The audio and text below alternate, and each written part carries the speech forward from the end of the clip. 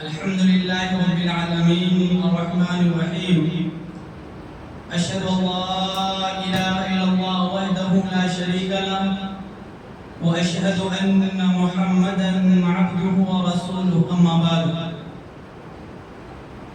قال النبي صلى الله عليه وسلم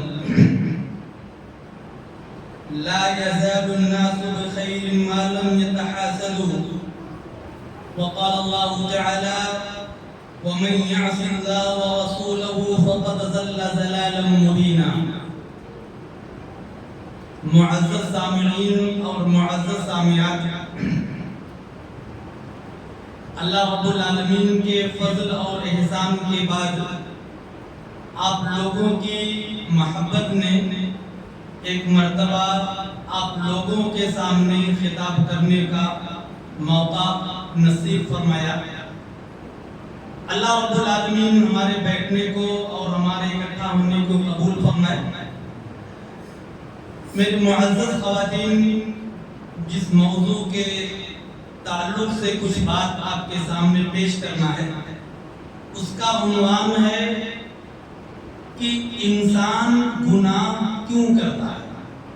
کوئی بھی انسان، مرد ہو یا عورت ہو، چھوٹا ہو یا بڑا ہو، عالم ہو یا جاہل ہو، مالدار ہو یا غریب ہو، گناہ کرنے کی اصل وجہ کیا ہے؟ ہم گناہ کیوں کرتے ہیں؟ انشاءاللہ اسی موضوع کے تعلق سے کچھ باتیں، کچھ حدیثیں آپ کے سامنے پیش کرنا ہے۔ آج کا جو ماحول ہے اور جس ماحول میں ہم زندگی گزار رہے ہیں، ہر انسان گنہگار ہے، ہر انسان خطا کار ہے، اور حدیث کے اندر آتا ہے کہ اللہ کے رسول صلی اللہ علیہ وسلم نے ارشاد فرمایا کہ ایک ایسا وقت آئے گا اگر میری قوم کے لوگ گناہ نہیں کریں گے تو اللہ رب العالمین ان کو ہلاک اور برباد کر دے گا۔ پھر ایسی قوم کو اللہ رب العالمین لائے گا جن سے گناہ ہونے کے بعد وہ لوگ توبہ اور استغفار کریں گے۔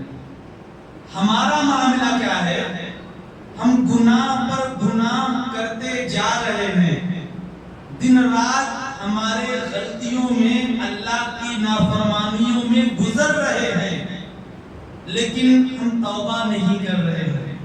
ہم اللہ رب العالمین کے دربار میں حاضر ہو کر کے اپنی پیشانی کو خم نہیں کر رہے ہیں، ہم اپنے گناہوں پر شرمندہ نہیں ہو رہے ہیں، ہم اس گناہ کو کبھی نہ کرنے کا عزم نہیں کر رہے ہیں، بلکہ ہماری جرأت، ہماری ہمت، ہماری بہادری بڑھتی جا رہی ہے کہ ہم دن رات گناہ کرتے جا رہے ہیں، اور اللہ رب العالمین ہمارے اوپر کوئی گرفت نہیں کر رہا ہے، اللہ رب العالمین ہماری کوئی پکڑ نہیں کر رہا ہے۔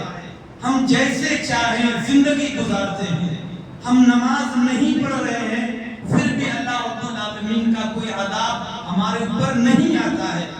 ہم سود کھا رہے ہیں، شوق سے کھا رہے ہیں، کھلا رہے ہیں، لے رہے ہیں، دے رہے ہیں، لیکن اللہ رب العالمین کا کوئی عذاب ہمارے اوپر نہیں آ رہا ہے۔ اس خوش فہمی میں آج کا انسان، آج کا مسلمان پڑا ہوا ہے، جبکہ حدیثوں کا مطالعہ کرنے کے بعد یہ بات معلوم ہوتی ہے کہ جب کوئی بھی انسان ایک گناہ کرتا ہے، ایک خطا کرتا ہے، تو اللہ رب العالمین اس کے چمکتے ہوئے دلوں کے اوپر ایک کالا نقطہ ڈال دیتا ہے، اور جب وہ انسان، وہ اللہ کا بندہ، وہ اللہ کی بندی اس گناہ سے توبہ کر لیتا ہے، اس کا دل پھر چمکنے لگتا ہے۔ لیکن اگر گناہوں پر گناہ کرتے رہتا ہے، پھر وہ جو کالا نقطہ ہے وہ بڑھتے جاتا ہے، اور ایک دن ایسا آ جاتا ہے کہ پورا دل اس کا کالا ہو جاتا ہے، اور پھر اسے حلال اور حرام کی تمیز نہیں ہوتی ہے۔ اچھا کیا ہے برا کیا ہے پتہ نہیں چلتا ہے، اسے اللہ کی نافرمانی میں، اس کی اطاعت میں کوئی فرق نظر نہیں آتا ہے۔ اس لیے ہمیں اس بات کو اچھی طریقے سے سمجھ لینے کی ضرورت ہے کہ اللہ رب العالمین کا فرمان ہے ان بطش ربک لشدید، اللہ جب ہمارے گناہوں کی وجہ سے پکڑے گا اس کی پکڑ بڑی سخت ہے، جب پکڑے گا وہ چھوڑے گا نہیں۔ جب اس نے قارون کو پکڑا تو اس کو زمین کے اندر دھسا دیا، جب اس نے فرعون کو پکڑا اس کو ہلاک پر برباد کر دیا، جب اس نے نمرود کو پکڑا پھر چھوڑا نہیں، جب اس نے حامان کو شداد کو پکڑا پھر گرفت اس کی اتنی مضبوط تھی کہ ان کو موقع نہیں دیا۔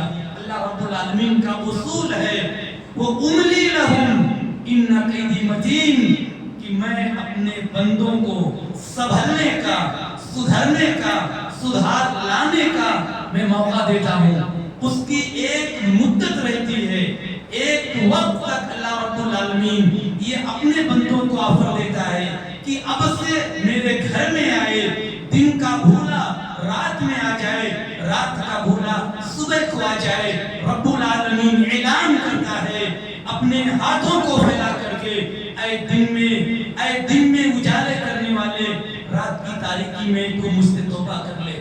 اے رات کی تاریکی میں گناہ کرنے والے، دن میں تو توبہ کر لے، صبح میں توبہ کر لے، اللہ ہمارے تمام گناہوں کو معاف کرنے والا ہے۔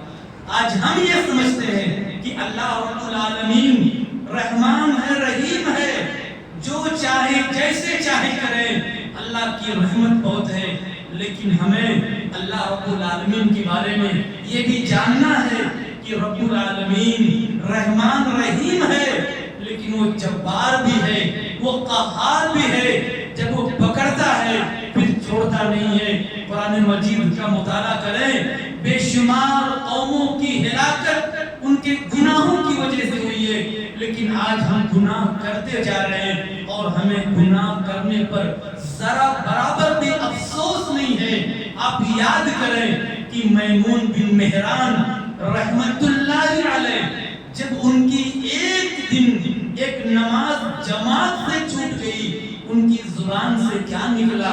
اِنَّا لِلَّهِ وَإِنَّا إِلَيْهِ رَاجِعُونَ۔ یہ جملہ کب پڑھا جاتا ہے؟ جب کوئی ماجرا، کوئی حادثہ، کوئی مصیبت کی خبر سنتے ہیں، یہ جملہ ایک مومن کی زبان سے اس وقت نکلنا چاہیے۔ میمون بن مہران نے کہا کہ اے میمون بن مہران، تجھے عراق کی حکومت سے بہتر ہے جماعت کے ساتھ نماز پڑھنا، چھوڑ دے ایسی حکومت جو تجھے نماز پڑھنے سے غافل کر دے۔ ایک نماز چھوٹی تو اتنا پریشانی، ایک صحابی سے معمولی سی غلطی ہو گئی، نبی کے دربار میں پہنچ گئے کہ اللہ کے رسول صلی اللہ علیہ وسلم مجھ سے غلطی ہو گئی ہے، مجھے پاک کر دیجئے۔ آپ خاموش تھے، نماز ادا کی گئی، نماز ادا کرنے کے بعد پھر آتے ہیں مجھ سے غلطی ہو گئی ہے، مجھے پاک کر دیجئے۔ آپ نے فرمایا کہ آپ نے ابھی ہمارے ساتھ نماز نہیں پڑھی ہے؟ کہا کہ جی، کہا ان الحسنات یذہبن السیئات، بے شک نماز، بے شک نیکیاں، اچھائیاں یہ برائیوں کو معاف کر دیتی ہے۔ یہ صحابہ کرام کی شان تھی کہ جب بھی ان سے غلطی ہوتی تھی وہ فوراً پریشان ہو جاتے تھے، ان کے دل میں غلطی کرنے کا احساس ہو جاتا تھا، اور جب کسی بندے کے دل میں یہ احساس پیدا ہو جائے، عرش والا بڑا خوش ہوتا ہے، اتنا خوش ہوتا ہے کہ جتنا ایک آدمی کا اونٹ اس کے سامان سے لدا ہوا جب وہ غائب ہو جاتا ہے اور ملنے کے بعد اتنا خوش ہوتا ہے اور کہتا اے اللہ تو میرا بندہ میں تیرا خدا۔ یہ ایک مثال دی گئی ہے، اتنا خوش اللہ رب العالمین اس سے بھی زیادہ اپنے بندے سے خوش ہوتا ہے جب کسی غلطی کا احساس انسان کے اندر ہوتا ہے۔ لیکن معاملہ آج یہاں تک پہنچ چکا ہے، ہمارے مرد حضرات، ہمارے خواتین حضرات گناہوں پر گناہ کرتے رہتے ہیں، سنگے میں جا کر کے سودی لین دین کرتے ہیں، اس میں باقاعدہ ممبر بنے ہوئے ہیں، سود لیتے ہیں، سود دیتے ہیں، سود کسی کو دلاتے ہیں، گھروں کے اندر بچے اور بچیوں پر کڑی نظر نہیں رکھتے ہیں، گھروں کے اندر برائیاں بے حیائیاں ہوتی ہیں، خاموش رہتے ہیں، اس کو کوئی گناہ نہیں سمجھتے ہیں، یہ بہت بڑا جرم ہے۔ رب العالمین میدان محشر میں یہ سوال مرد حضرات سے بھی کرے گا، خواتین حضرات سے بھی کرے گا، کلکم راع وکلکم مسئول عن رعیتہ، تم میں کا ہر آدمی ذمہ دار ہے، مرد گھر کا ذمہ دار ہے، اس سے اس کی ذمہ داری کے بارے میں سوال کیا جائے گا، اور اپنے شوہر کے گھر کی ذمہ دار ہے، اس سے اس کے شوہر کے گھر کے بارے میں سوال کیا جائے گا۔ اگر یہ تصور ہمارے اندر آ جائے تو ہمارے اندر سے گناہ کرنا اور گناہ ہو جانے کے بعد اس پر فکر کرنا یہ ہو جائے گا، شروع ہو جائے گا۔ ہم گناہ نہیں کریں گے، گناہ ہو بھی گیا تو نبی کا فرمان ہے کل بنی آدم خطا وخیر الخطائین التوابون، کہ سنو اس روئے زمین پر رہنے والے ہر انسان غلطی کرنے والے ہیں، ہر انسان گنہگار ہیں۔ آج کے زمانے میں دیکھیے، ایک ہندو، ایک یہودی، ایک مجوسی، ایک کافر، ایک مشرک، وہ بھی گناہ کرتا ہے، ایک مومن بھی گناہ کرتا ہے، لیکن مومن کی شان یہ ہوتی ہے کہ اگر گناہ ہو بھی جائے تو فوراً توبہ کر لیتا ہے، اور اللہ رب العالمین کو توبہ کرنے والے بندے بڑے پسند ہیں۔ میرے دوستو، قرآن اور حدیث کی باتیں ہم بار بار سنتے ہیں اور بار بار سنیں گے اور بار بار سننا پڑے گا۔ کیوں؟ رب العالمین کا فرمان ہے وَذَكِّرْ فَإِنَّ الذِّكْرَ تَنفَعُ الْمُؤْمِنِينَ، آپ مومنوں کو نصیحت کرتے رہیے، یہ نصیحت ہی مومنوں کو، عورتوں کو، مردوں کو فائدہ پہنچانے والی ہے۔ الگ الگ علماء کرام آپ کے سامنے آئیں گے، الگ الگ انداز میں رب کا پیغام، نبی کا فرمان آپ کے سامنے پیش کرنے کی کوشش کریں گے، شاید کوئی بات آپ کے دل میں اتر جائے اور آپ گناہوں سے باز آ جائیں۔ اس لیے کوئی نئی بات نہیں، بس جو سنتے ہیں اسی باتوں کو آپ کے سامنے ایک ترتیب سے آپ کے سامنے پیش کرنے کی کوشش کی جائے گی۔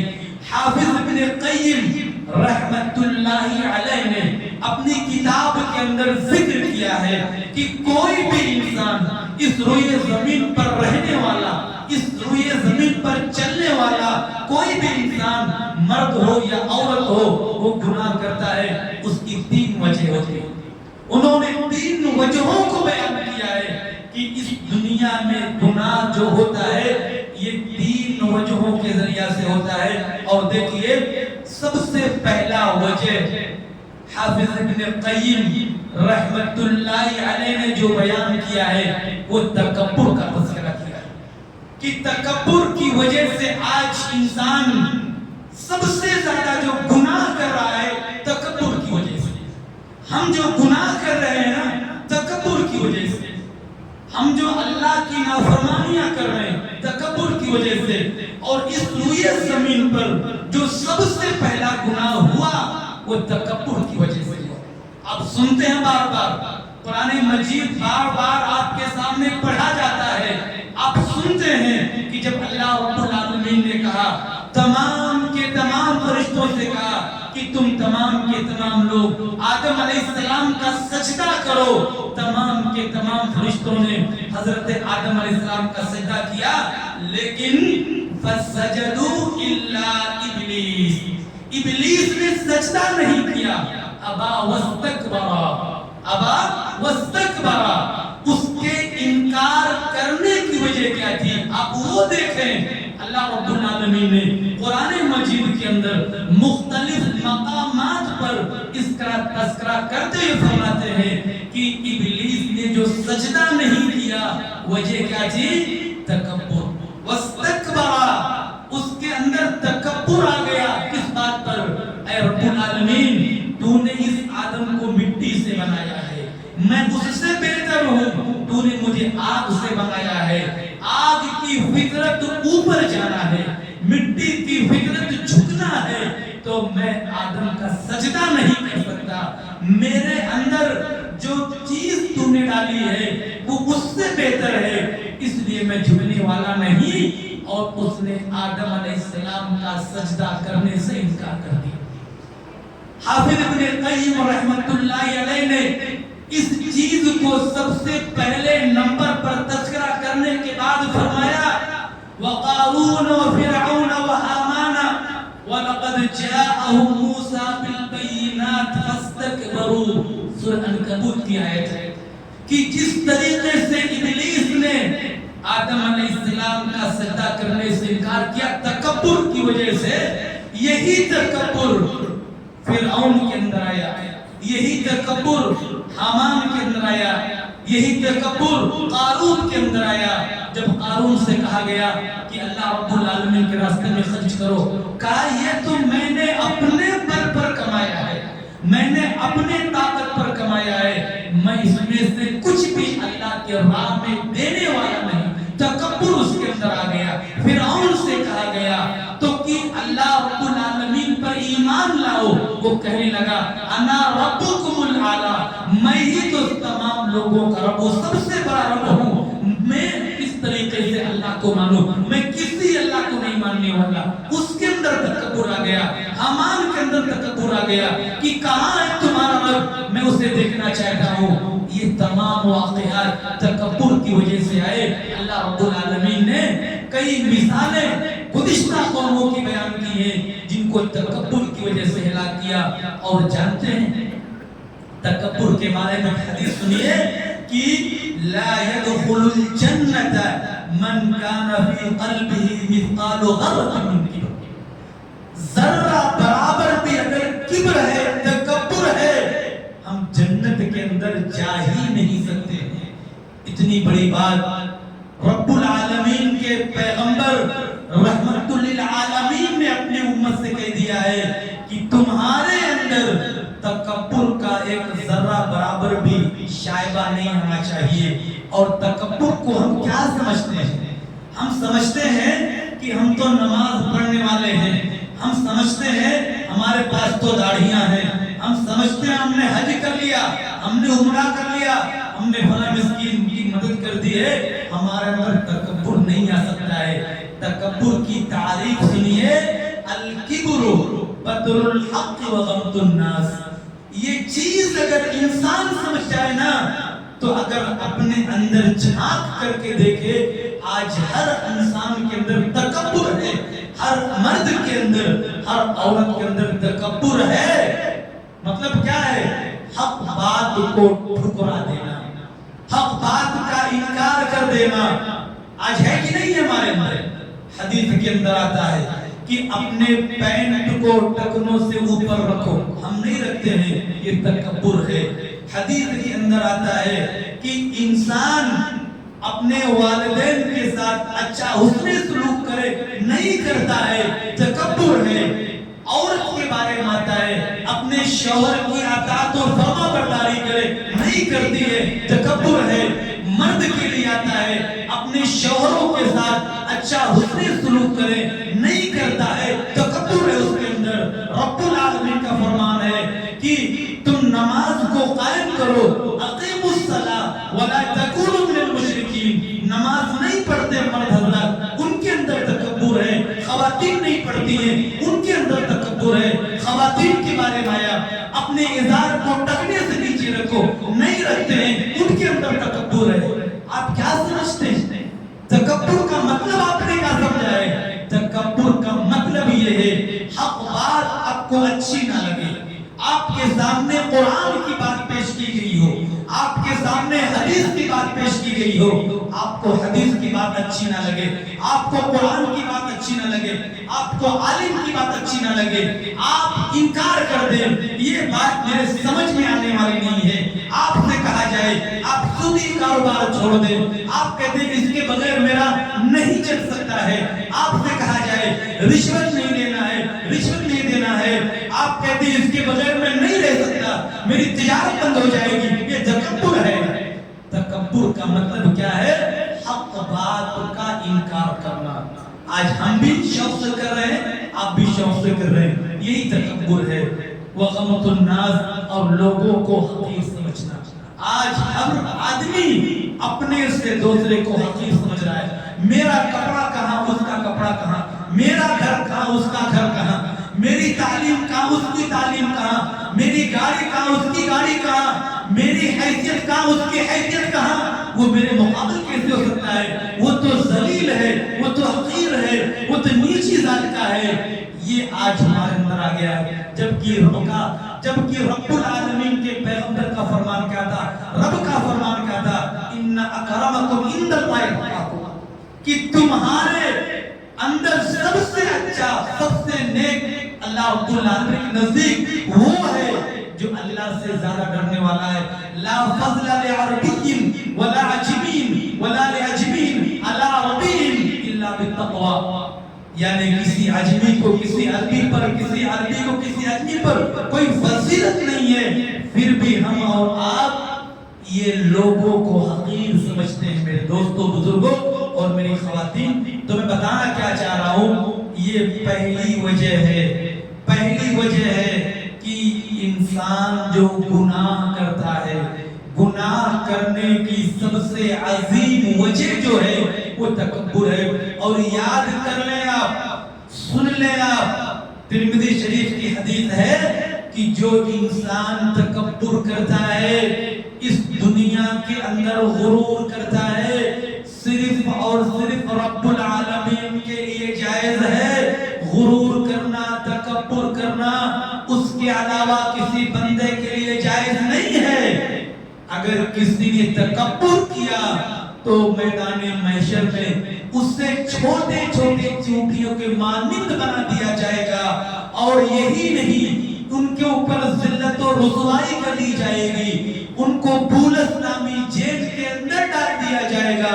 और जहन्नमियों के जिस्मों से निकलने वाला जो खलाजत, जो पसीना होगा, पीप और खून होगी, वही पीने के लिए दिया जाएगा। आप अंदाजा लगाइए क्या हालत होगी इस दुनिया के अंदर। हम चलते हैं तो अकड़ करके, हम जिंदगी गुजारते हैं तो तकब्बुर के साथ। ये इस्लाम के अंदर हराम है, जायज नहीं है। मैं बताना क्या चाह रहा हूँ कि इंसान जो गुनाह करता है, और हम जो रोजाना के गुनाह करते हैं, उसमें सबसे बड़ा जो रोल है वो तकब्बुर का है। और ये तकब्बुर इस रूए जमीन पर सबसे पहले इब्लीस ने किया था। उस तकब्बुर की वजह से अल्लाह रब्बुल आलमीन ने उसकी तमाम की तमाम इबादतों को खराब कर दिया। फरिश्तों के साथ जो रहने का मौका दिया था, उस मौके को खत्म कर दिया। क़यामत तक जलील और रज़ील बना करके मलऊन करार दे दिया। अगर हम और आप भी तकब्बुर करेंगे तो हमारे साथ भी ही मामला होने वाला है। दूसरी चीज जो हम और आप गुनाह करते हैं, जिसको हाफिज इब्न क़य्यिम रहमतुल्लाहि अलैहि ने जिक्र किया अपनी किताब के अंदर, वो है लालच। लालच जो है ना, इतनी खतरनाक है, माल की हिर्स। कुरान मजीद में अल्लाह ताला ने फरमाया, अलहाकुमुत्तकासुर हत्ता ज़ुरतुमुल मक़ाबिर, माल की ज्यादती करने की चाहत इंसान को अल्लाह से गाफिल कर दिया, यहाँ तक कि इंसान कब्र में पहुंच गया, कब्र में चला जाता है। उसके माल और माल के हासिल करने का जो शौक है कभी खत्म नहीं होने वाला है। कितना बड़ा अमीर आदमी क्यों ना हो, उसे कभी भी क़नात नहीं होता कि जो अल्लाह ने मुझे दे दिया, बस मैं इस चीज पर खुश हूं, मुझे और नहीं चाहिए। अगर सोने की 2 वादियां दे दी जाए इंसान को, वो तीसरी सोने की वादी के पीछे पड़ जाएगा। ये इंसान की फितरत है, कमजोरी है, लालच। अजान हो रही है, अभी असर की नमाज हमने जमात से अदा की है, 1.5 सफ नहीं थी, 1.5 सफ नहीं है। क्या हमारे गांव में मुसलमान नहीं है? हैं, लेकिन लालच उनकी दुकानों की, उनके तिजारत की, उनके कारोबार की लालच ने उनको रोक के रखा है कि अगर रहेंगे इधर तो हमें कुछ मिल जाएगा, हमें कुछ और ज्यादा तिजारत करने का मौका मिल जाएगा। हम दुकान बंद देंगे तो हमारी 1 आधे घंटे की تجارت ہماری نقصان ہو جائے گی. تو یہ لالچ کی وجہ سے انسان گناہ کرتا ہے. اللہ رب العالمین جب آدم علیہ السلام کو جنت کے اندر داخل کر دیا، کہا اے آدم یہ پوری جنت تمہاری ہے، جنت میں جو چاہو جیسے چاہو کھاؤ پیو مزہ کرو، کوئی روک ٹوک کرنے والا نہیں ہے، تم جہاں چاہو جیسے چاہو رہو، جنت کی جس نعمت کو حاصل کرنا چاہو کرو، لیکن وَلَا تَقْرَبَا هَٰذِهِ الشَّجَرَةَ فَتَكُونَ مِنَ الظَّالِمِينَ. ایک کنڈیشن، ایک رکاوٹ، اس درخت کے قریب نہیں جانا. اور وہ شیطان، وہ ابلیس جس کو اللہ رب العالمین نے پہلے ہی ذلیل ملعون بنا کر کے بھیج دیا، فرشتوں سے الگ کر دیا، وہ حضرت آدم علیہ السلام کے پاس جا کر کے ان کو لالچ دلاتا ہے کہ تمہارے رب نے تمہیں کیوں منع کیا ہے جانتے ہو؟ وجہ کیا ہے کچھ پتا ہے آپ کو؟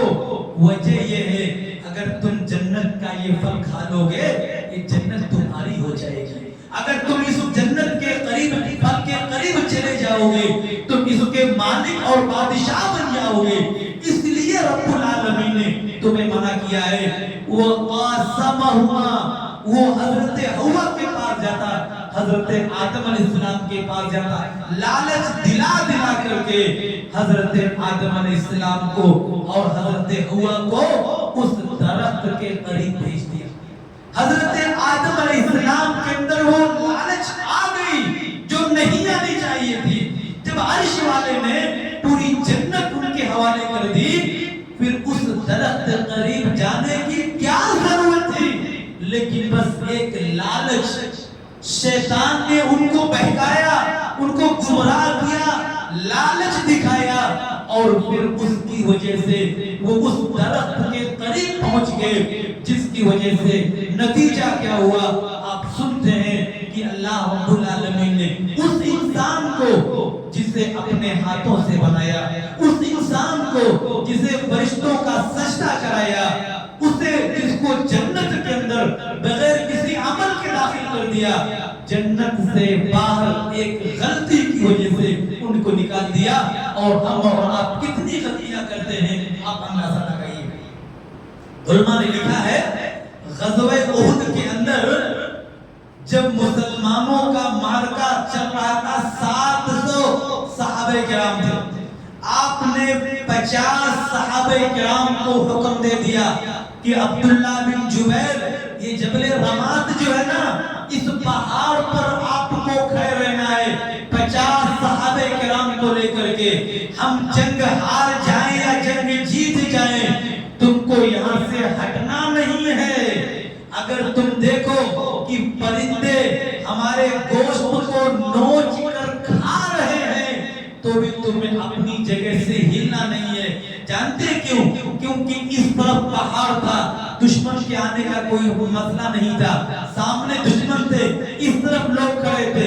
اس پہاڑ پر اللہ کے رسول صلی اللہ علیہ وسلم نے 50 صحابہ کرام کو مقرر کیا تھا، کیونکہ پیچھے سے ایک راستہ تھا جس سے دشمن بھاگ کر کے پیچھے سے آ سکتا تھا.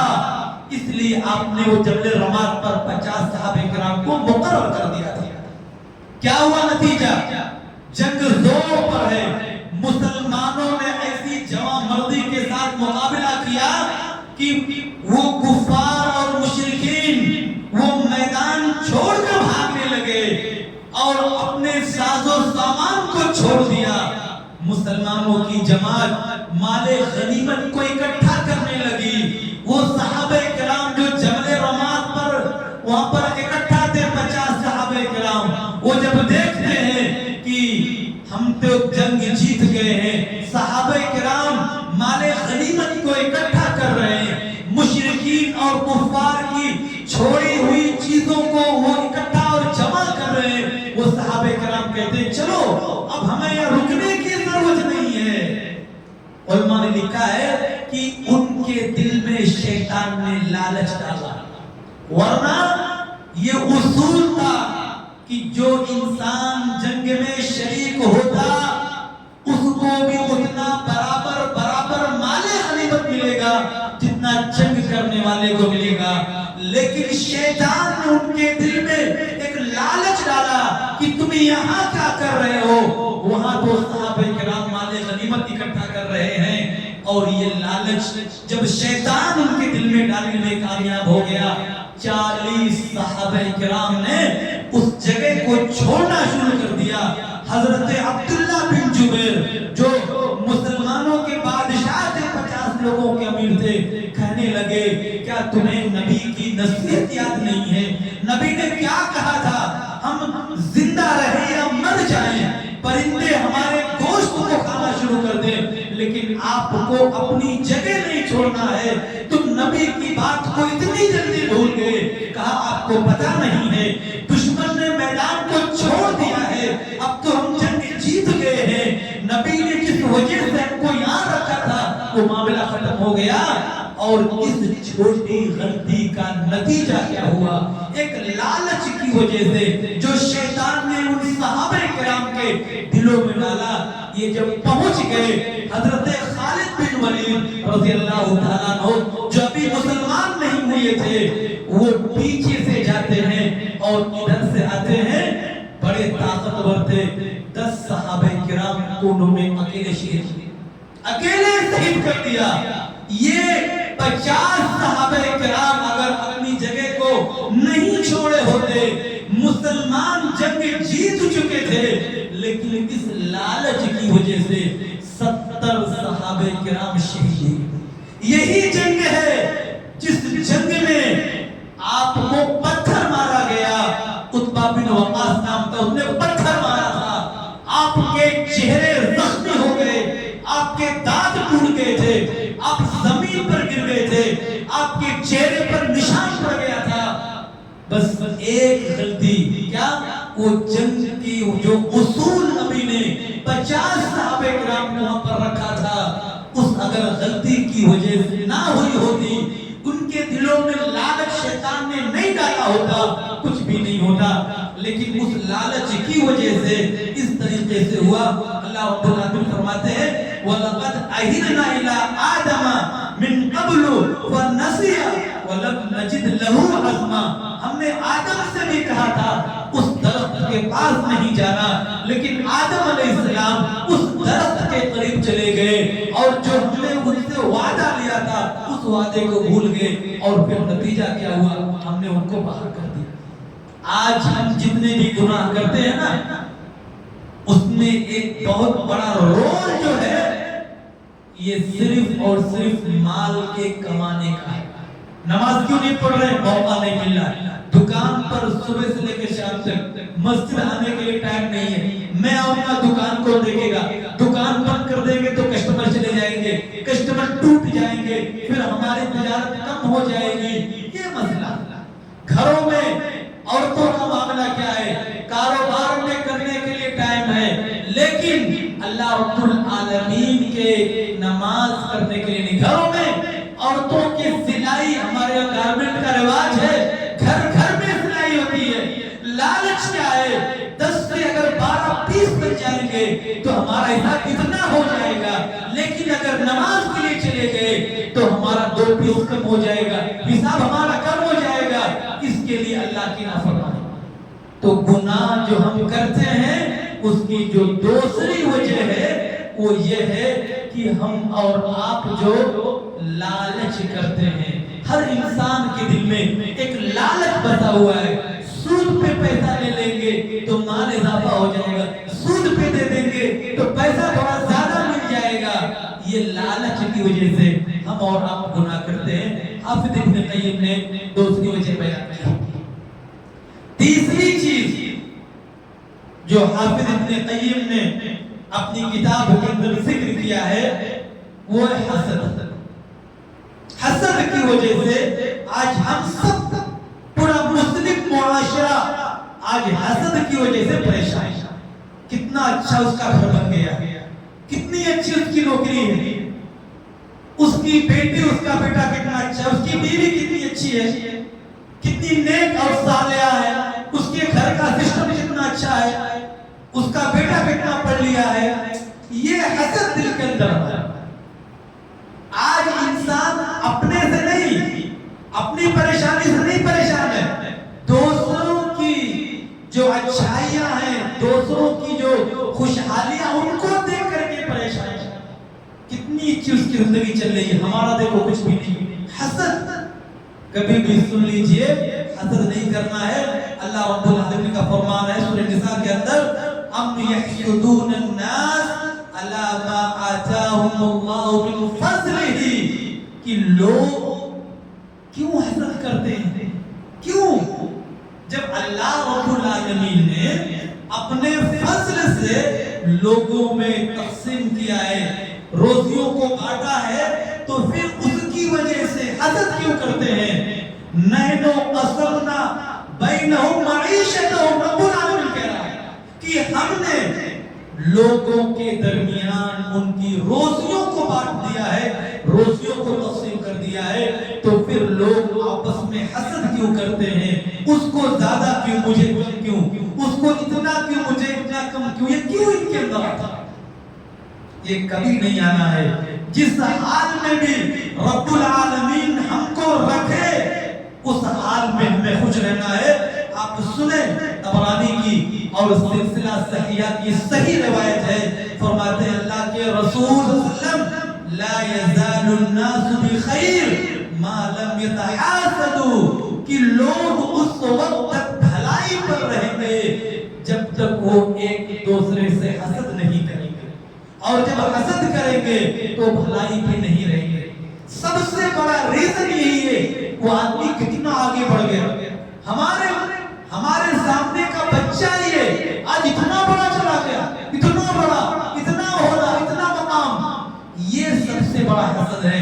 और सुनिए, हजरत अब्दुल्लाह बिन अमर बिन आस रज़ियल्लाहु तआला अन्हु कहते हैं कि मैंने सवाल किया, अय्युन नास अफजल, कि मुआशरे में मुसलमानों में सबसे बेहतर मुसलमान कौन है, अच्छा मुसलमान कौन है? कितना प्यारा सवाल है। तो नबी ने क्या फरमाया? कहते हैं कुल्लु मखमूमुल क़ल्बि सदूक़ुल लिसान, कहते हैं मखमूमुल क़ल्ब और सच्ची जुबान वाला, मखमूमुल क़ल्ब और सच्ची जुबान वाला। तो हजरत अब्दुल्लाह बिन उमर कहते हैं सहाबा किराम ने कहा कि ऐ अल्लाह के रसूल सल्लल्लाहु अलैहि वसल्लम, मखमूमुल क़ल्ब तो हमें मालूम नहीं हो रहा है, सदूक़ुल लिसान सच्ची बात करने वाला, सच बोलने वाला, ये मखमूमुल क़ल्ब क्या होता है? तो आपने मखमूमुल क़ल्ब की जो तफसीर हदीस के अंदर फरमाई है, कहते हैं हुवा तक़िय्यु अन्नक़िय्यु ला इस्मा फ़ीही वला बग़या वला ग़िल्ला वला हसद। सुभान अल्लाह। अगर ये हदीस हम अपने आप पर फिट करना चाहें तो आज हम में से कोई भी इंसान अल्लाह रब्बुल आलमीन के नजदीक अफजल, अच्छा इंसान नहीं। कहते हैं ऐसा दिल जो गुनाहों से पाक हो, जो साफ हो, जिसके अंदर हसद ना हो, जिसके अंदर बुग़्ज़ ना हो, जिसके अंदर नफरत ना हो, जिसके अंदर अदावत ना हो, जिसके अंदर कीना ना हो, जिसके अंदर तकब्बुर ना हो, जिसके अंदर जरा भी बाचपनिश ना हो, ये इंसान का दिल जो है ना, ये सबसे प्यारा इंसान है। ये इंसान, आज हमारा दिल तो कचरा है, हमारे दिल में अल्लाह के उसके रसूल की बातें बड़ी कम है, लेकिन लोगों की ग़ीबतें, लोगों की बुराइयां, लोगों की हसद, लोगों की चुगलखोरियां, लोगों की कमियां, लोगों की और जो हमारी दुश्मनियां हैं, सब भरी पड़ी हैं। उसने ऐसा कहा था, उसने ऐसा किया था, ये ऐसा है, वो ऐसा है। मर्द और ख़वातीन दोनों इस मामले में आगे आ गया। हमारा दिल कहाँ पाक साफ है? हमारा दिल पाक साफ नहीं है। और जिसका दिल पाक साफ ना हो वो सुन ले, ये दिल कोई मामूली चीज नहीं है। ये रब्बुल आलमीन जो ईमान की दौलत हमारे जिस्म के अंदर रखता है वो दिल है, और दिल के अंदर ईमान रहता है। जिस दिल में ईमान हो वहाँ तौहीद हो, वहाँ शिर्क, कुफ्र, बिदअत, हसद, गीबत, नफरत, अदावत, दुश्मनी नहीं आ सकती है। और जिस दिल में ये सब हो वहाँ पर ईमान और तौहीद नहीं आ सकता है। ये दिल ईमान की जगह है, इसलिए हमारा दिल पाक और साफ होना चाहिए। آپ دیکھیں دوسرے کی بات چھوڑیے، آج ایک بھائی اپنے سگے بھائی سے کتنا حسد کرتا ہے، ایک بھائی اپنے سگے بھائی سے کتنا جلتا ہے۔ حافظ ابن قیم نے واقعہ نقل کیا، کہا کہ حسد کی وجہ سے اس دنیا میں جو گناہ ہو رہا ہے وہ حسد کی وجہ سے بہت زیادہ گناہ ہے۔ اور نقل کیا کہ آدم علیہ السلام کے دو سگے بیٹے حابیل اور قابیل، حابیل اور قابیل، انہوں نے قتل کیوں کیا تھا؟ کیا وجہ تھی؟ ایک سگا بھائی اپنے سگے بھائی کو قتل کیوں کر رہا ہے؟ وجہ کیا تھی؟ حسد کیوں آیا؟ جب ان دونوں نے قربانیاں پیش کی، اللہ رب العالمین نے اس کی قربانی کو قبول کر لیا، اس کی قربانی کو قبول نہیں کیا، اس لیے اس کو حسد آ گیا۔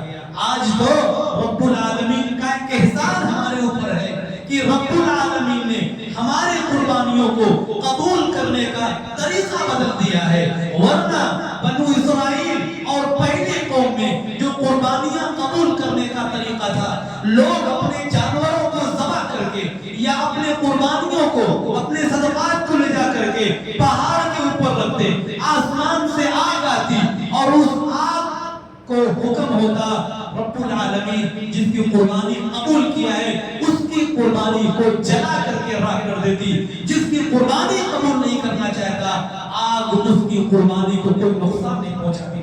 تب نہ پتا چلا قابیل کو کہ میری قربانی قبول نہیں ہوئی ہے، رب العالمین نے حابیل کی قربانی کو قبول کیا ہے۔ ہمیں اللہ کا شکر ادا کرنا چاہیے، ورنہ قربانی کے موقع پر پورے بکرے ایسے پڑے رہ جاتے، اللہ ہماری قربانیوں کو قبول ہی نہیں کرتا، کیونکہ ہماری قربانیاں ریاکاریوں میں بدل گئی ہیں، ہماری قربانیوں میں حسد آ گیا ہے، ہماری قربانیوں میں ریاکاری کے ساتھ ساتھ ایک دوسرے سے آگے بڑھ کر کے دکھاوے اور تکبر کی اس کے اندر بو آ گئی ہے۔ اللہ ہماری قربانیوں کو کبھی قبول نہیں کرتا، سب پڑے رہتے ہیں ایسے جانور۔ یہ ہمیں اللہ کا شکر ادا کرنا چاہیے۔ قابیل کو جب پتا چل گیا اس کی قربانی کو رب العالمین نے قبول نہیں کیا ہے، اس کے اندر غصہ آیا، حسد آیا، اور اپنے بھائی، اپنے سگے بھائی قابیل نے حابیل کو قتل کر دیا، اور قتل کرنے کے وقت حابیل نے کہا کہ دیکھ میرا بھائی تو مجھے قتل کر رہا کر دے، لیکن میں تجھے قتل کرنے کے لیے اپنے ہاتھ کو آگے نہیں بڑھاؤں گا۔ رب العالمین کا اصول ہے، رب العالمین صرف متقی لوگوں کی قربانی کو قبول کرتا ہے۔ اور یہ کہہ کر کے خاموش ہو گیا، اور قابیل نے اپنے بھائی کو قتل کر دیا۔ اس دنیا کا سب سے پہلا جو قتل ہوا ہے کس وجہ سے؟ حسد کی وجہ سے، ایک جلن کی وجہ سے۔ شادی کا معاملہ تھا، جس کی قربانی قبول ہوگی اسی کے ساتھ اس کا نکاح ہوگا، یہی معاملہ تھا۔ قابیل کی قربانی اللہ نے قبول نہیں کیا، حابیل کی قبول کر لیا۔ قابیل نے حسد میں آ کر کے، ضد میں آ کر کے اپنے سگے بھائی کو اس نے قتل کر دیا۔ اور قرآن نے ایک اور واقعہ بیان کیا ہے، ایک اور واقعہ بیان کیا ہے کہ دیکھو حضرت یوسف علیہ السلام، ان کے بھائیوں کے اندر اتنا حسد آ گیا، وجہ کچھ بھی نہیں تھی، صرف حضرت یعقوب علیہ السلام اپنے بیٹے یوسف علیہ السلام سے زیادہ محبت کر رہے تھے۔ حضرت یوسف علیہ السلام نے خواب دیکھا تھا کہ میں نے دیکھا ہے کہ انی رأیت احد عشر کوكبا رأیتهم لی ساجدین۔ حضرت یعقوب علیہ السلام نبی تھے، ان کو پتہ چل گیا ان کا مقام بڑا ہونے والا ہے، یہ عظیم الشان بننے والا ہے۔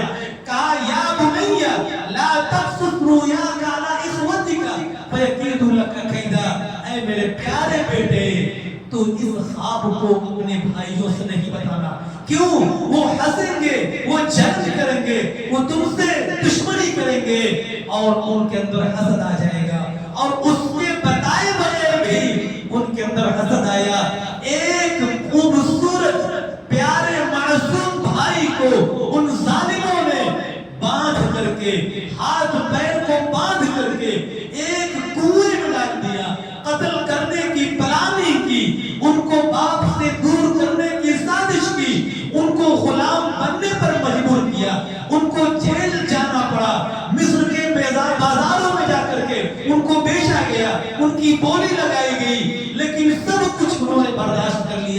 اور اس برداشت کرنے کی وجہ سے رب العالمین نے کیا مقام دیا، مصر کا بادشاہ بنا دیا۔ وہی حسد کرنے والے بھائی کو رب العالمین نے فقیر بنا کر کے، مجبور بنا کر کے اسی بادشاہ کے پاس بھیک مانگنے کے لیے بھیج دیا۔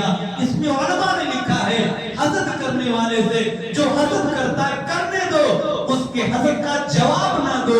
حضرت یوسف علیہ السلام کو جب پتا چل گیا یہ میرے بھائی ہیں جو قید سالی کی وجہ سے پریشان ہو کر کے میرے پاس اناج لینے کے لیے آئے ہیں، کچھ بھی نہیں کہا، ان کو اناج بھی دے دیا اور کہا جب اگلی بار آنا تو تم اپنے بھائی کو بھی لے کر کے آنا، اور پھر اس کے بعد بھی اناج دیا اور پھر اپنے بھائی کو بنیامین کو اپنے پاس رکھا۔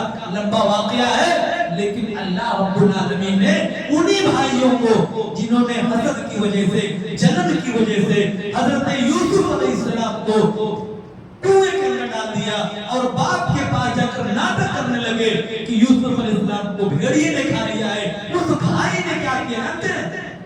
لا تثریب علیکم اليوم، جاؤ سب لوگوں کو معاف کر دیا۔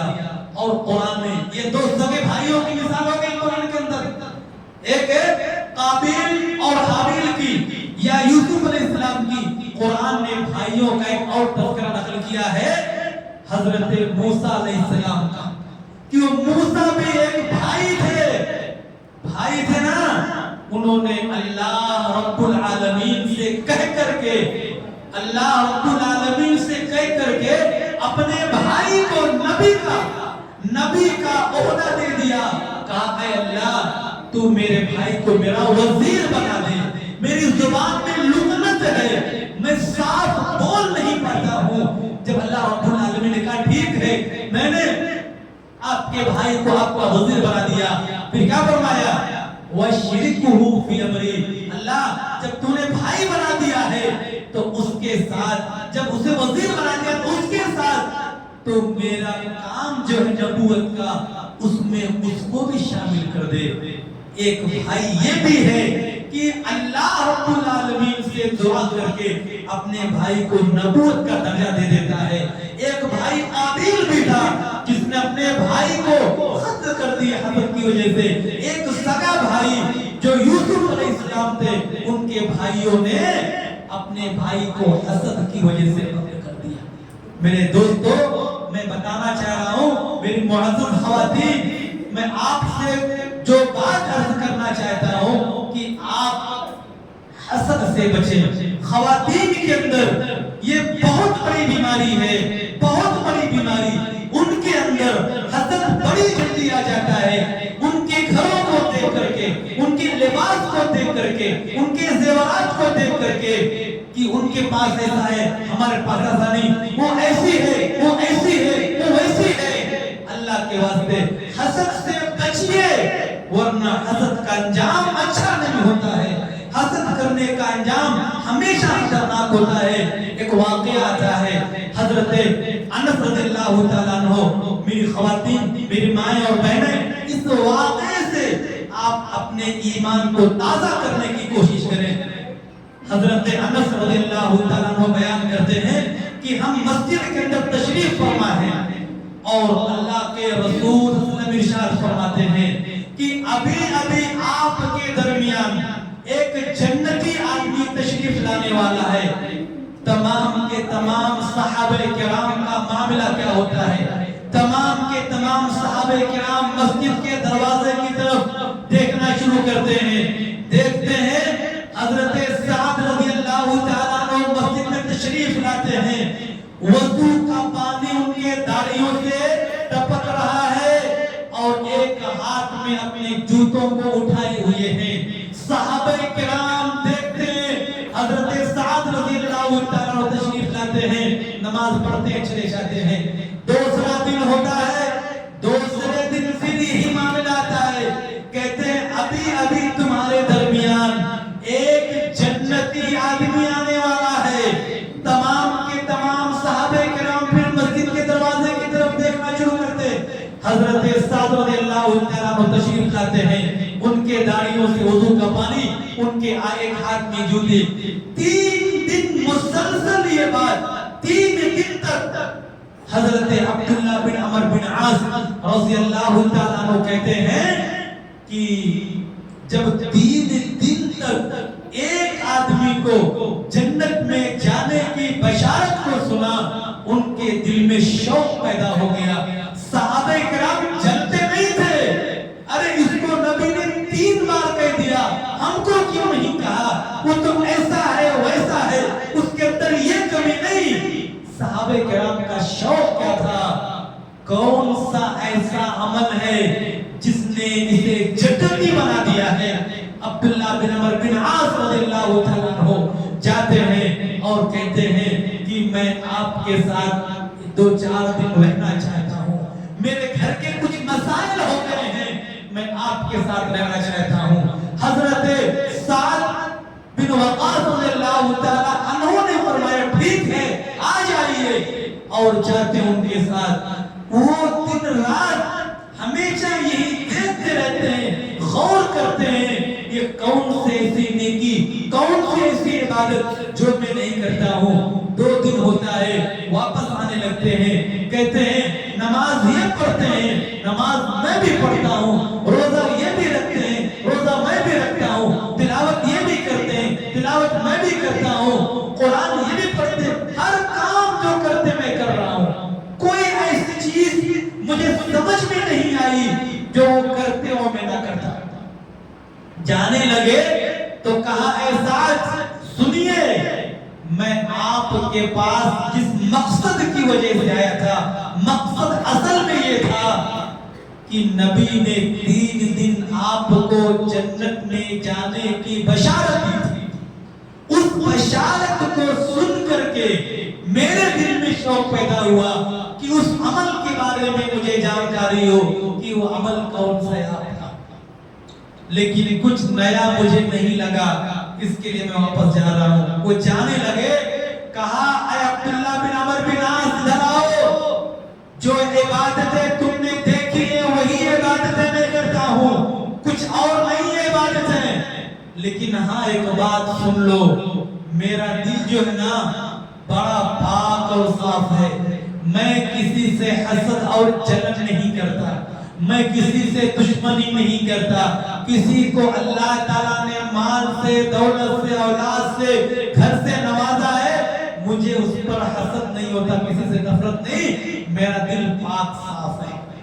حضرت عبداللہ بن عمر بن عاص رضی اللہ تعالیٰ عنہ کہتے ہیں کہ اے سعد یہی وہ صفت ہے جس نے آپ کو جنتی بنا دیا ہے، ورنہ یہ صفت بہت کم لوگوں کے اندر پائی جاتی ہے۔ مسند احمد کا یہ واقعہ ہے اور صحیح واقعہ ہے۔ تو آپ دیکھیں، خواتین سے گزارش کر رہا ہوں کہ آپ دیکھیں کہ رب العالمین جو انسان حسد نہیں کرتا ہے اسے کتنا پسند کرتا ہے۔ ایک دن نہیں، لگاتار 3 دن تک ان کو جنت میں جانے کی بشارت دی۔ وجہ کیا تھی؟ ان کا دل پاک صاف تھا، ان کے دل میں حسد نہیں تھا۔ آج ہم حسد کرتے ہیں، اس حسد کرنے کی وجہ سے ہم برائیاں اور گناہ کرتے رہتے ہیں، اللہ کی ناشکری کرتے ہیں۔ اللہ نے اس کو اتنا دیا ہے، ہم کو نہیں دیا ہے۔ سن لیجئے، حدیث کے اندر آتا ہے دنیا کے معاملات میں ہمیشہ اپنے سے نیچے کو دیکھو اور ہمیشہ اوپر والوں کو مت دیکھو، اور دین کے معاملے میں ہمیشہ اپنے سے اوپر والے کو دیکھو، اپنے سے نیچے کو نہ دیکھو۔ یہ دین کے معاملے میں، تاکہ تم اور نیکیاں کرو۔ وہ فلاں وقت جماعت سے پڑھتا ہے، میں اس سے پہلے جاؤں گا، میں نماز بھی پڑھوں گا، میں یہ بھی کام کروں گا۔ اور دین کے معاملے میں ایسا کرنا ہے۔ دنیا کے معاملے میں اللہ نے ہم کو صحت دیا ہے، کھانے پینے کے لیے اللہ نے 2 روٹی حلال کی دی ہے۔ فلاں آدمی اس کے گھر بھی نہیں ہے، اس کے پاس تو کھانے کے لیے کھانا بھی نہیں ہے۔ جب ہم ایسا کریں گے تو اللہ کا شکر ادا کریں گے، اور جب اوپر والوں کو دیکھیں گے ہمیشہ اللہ کی ناشکری کریں گے۔ اس لیے ہمیں کبھی بھی حسد نہیں کرنا چاہیے۔ یہ 3 چیز حافظ ابن قیم رحمت اللہ علیہ نے بیان کیا ہے، اور اس کے ساتھ علماء کرام نے ایک چوتھی چیز کا بھی تذکرہ کیا ہے کہ ہم جو گناہ کرتے ہیں وہ چوتھی چیز یہ ہے کہ شیطان کا وسوسہ. جانتے ہیں نا حدیث بار بار سنتے ہیں آپ کہ ہمارے بدن کے اندر یہ جو شیطان ہے نا یہ خون سے تیز ہمارے اندر دوڑتے رہتا ہے.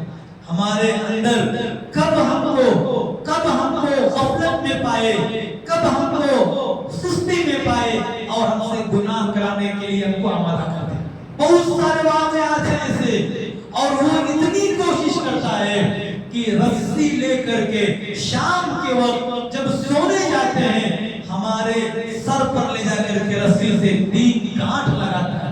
اتنا پیچھے پڑا ہے ہمارے, ہم کو اللہ کا نافرمان بنانے کے لیے رب العالمین سے وعدہ کر کے آیا ہے کہ اے رب العالمین میں تیرے صراط مستقیم پر جاؤں گا, وہاں پر بیٹھ کر کے تیرے نیک بندوں کو گمراہ کرنے کی کوشش کروں گا. رب العالمین نے کہا جا, جو میرا نیک بندہ ہے, جو میرا صالح بندہ ہے وہ تیرے بہکاوے میں نہیں آئے گا.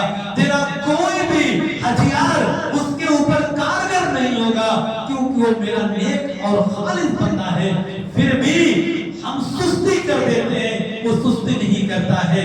ہم ایک دن فجر نہیں روز چھوڑتے ہیں, لیکن شیطان اپنا کام کبھی نہیں چھوڑتا ہے. وہ مسلسل بلا ناغہ آ کر کے رسیوں سے باندھ کر کے ہم کو اپنے کنٹرول میں کرنا چاہتا ہے. تو اس لیے حدیث کے اندر آتا ہے اور قرآن کا بھی تذکرہ ہے کہ انسان کا جو نفس ہے, نفس امارہ, آپ 12واں پارہ کھولیں گے سورہ یوسف تو اس میں امارہ کا لفظ ہے.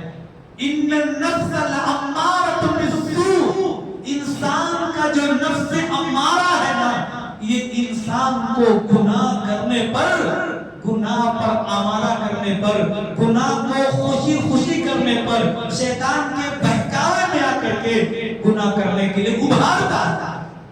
لیکن اسی انسان کے جسم میں جو دوسرا نفس ہے جس کا اللہ رب العالمین نے 29ویں پارہ میں سورہ قیامت میں فرمایا ہے کہ لا اقسم ولا اقسم النفس اللوامہ, کہ میں نفس لوامہ کی قسم کھاتا ہوں. لوامہ جب انسان گناہ کر دیتا ہے نا, غصے میں کسی کو ڈانٹ دیا, غصے میں کسی کو مار دیا, غصے میں کچھ بات کر دیا تو بعد میں اس کو پچھتاوا ہوتا ہے.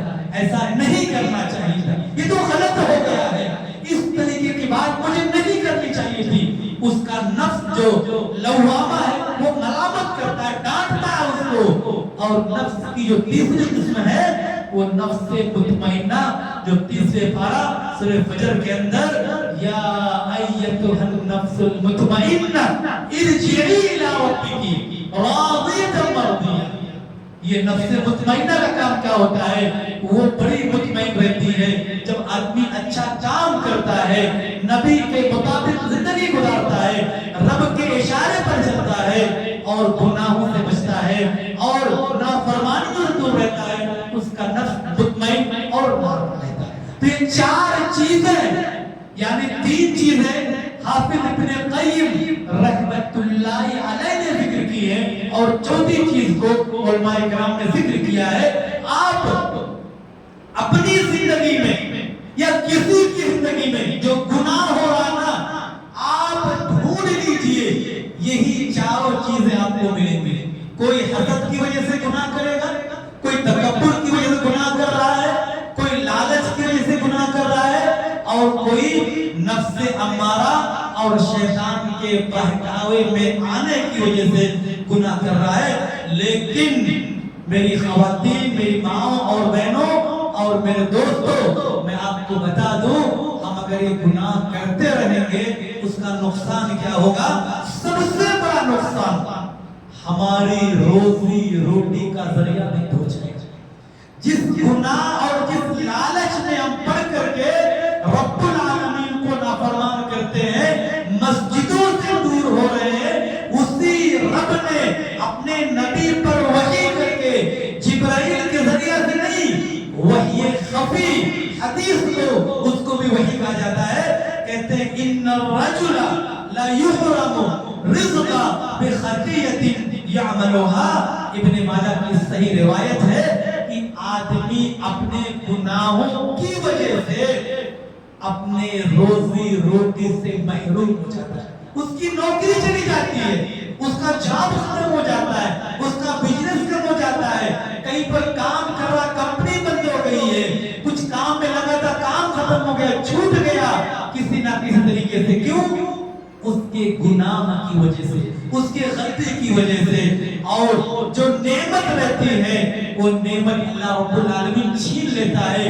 جیسے اللہ رب العالمین نے آدم علیہ السلام کے گناہ کرنے کی وجہ سے ان کے جنت کی نعمت کو چھین لیا، ایسے ہماری جو نعمتیں ہیں نعمتوں کو چھین لے گا۔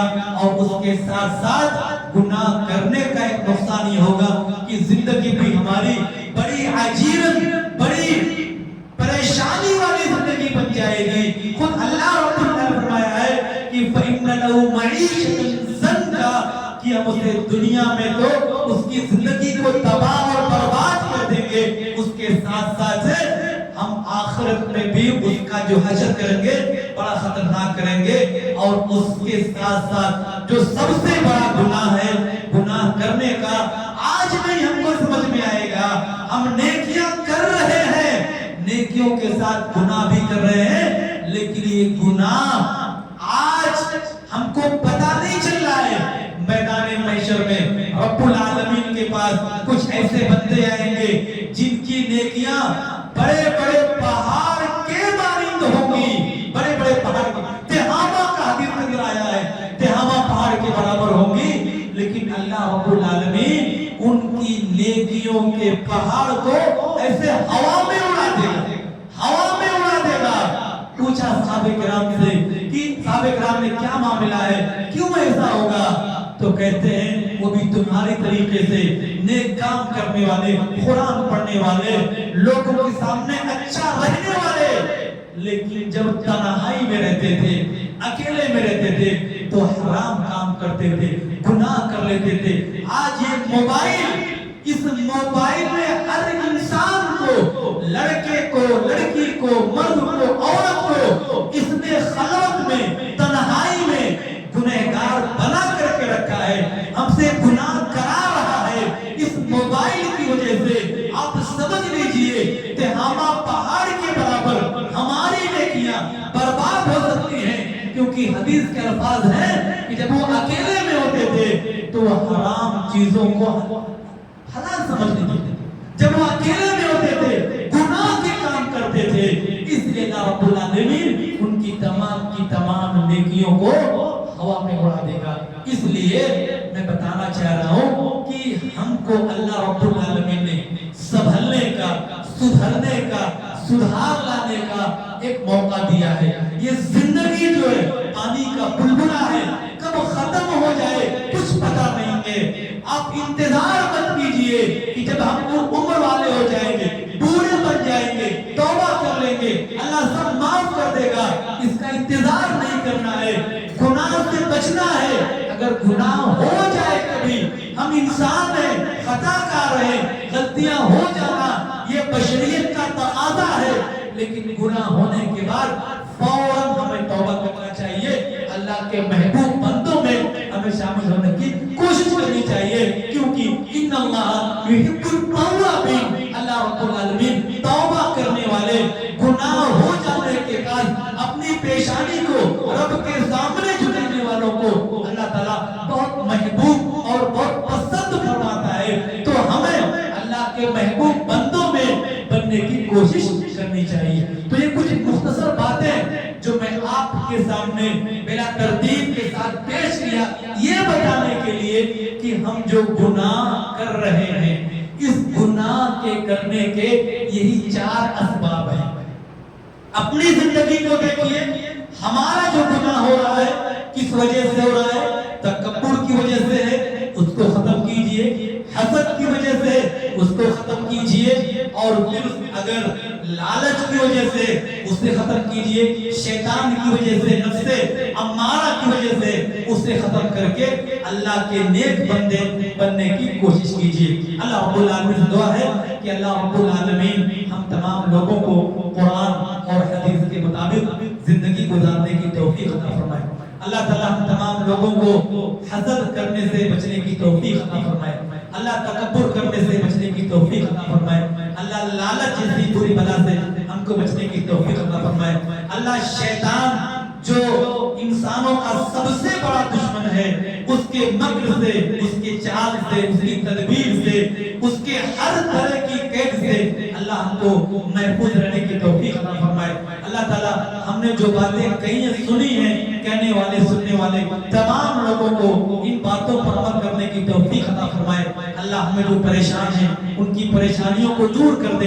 اللہ جو قرضدار ہیں، مقروض ہیں، اللہ ان کے قرض کے ادا کرنے کا بہترین راستہ فرما دے۔ اللہ جو بیمار ہیں ان کو شفاء کاملہ عطا فرما، شفاء کلی عطا فرما، ان کی طبیعت میں سدھار عطا فرما، ان کو اپنے اپنے گھروں کو اسپتال سے جلد آنے کی توفیق عطا فرما۔ اللہ ہماری خواتین، ہمارے دوست احباب جو تشریف رکھے ہیں، سب کے بیٹھنے کو قبول فرما، سب کی نیکیوں کو قبول فرما، سب کے گناہوں کو معاف فرما دے۔ تو اپنے محبوب بندوں میں ہمارا شمار فرما لے، تو اپنے نیک بندوں میں ہمارا نام لکھ دے۔ اللہ رب العالمین ہم تمام لوگوں کو ایک بن کر کے، نیک بن کر کے زندگی گزارنے کی توفیق عطا فرمائے۔ آمین۔ وآخر دعوانا ان الحمدللہ رب العالمین۔ آمین۔ السلام علیکم ورحمۃ اللہ وبرکاتہ۔